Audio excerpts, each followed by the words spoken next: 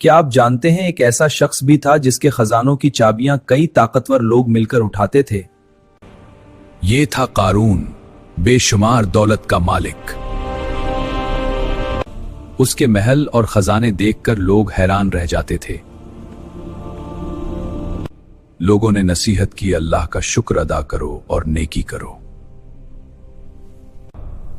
مگر اس نے کہا یہ سب مجھے میرے علم کی وجہ سے ملا ہے۔ غرور نے اس کے دل کو اندھا کر دیا۔ ایک دن وہ پوری شان سے اپنے محل سے نکلا اور اچانک زمین لرزنے لگی۔